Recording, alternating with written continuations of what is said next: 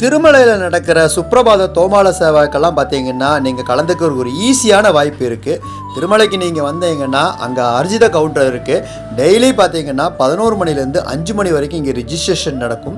இந்த ரிஜிஸ்ட்ரேஷனில் நீங்கள் ஆதார் கொண்டு போய் உங்கள் நம்பரை புக் பண்ணிட்டீங்கன்னா நீங்கள் இது லக்கி டிப் மூலமாக நடக்கிற இந்த குழுக்களில் நீங்கள் செலக்ட் ஆகிட்டிங்கன்னா ஈவினிங் 5 மணிக்கு பார்த்தீங்கன்னா உங்களுக்கு மெசேஜ் வரும்.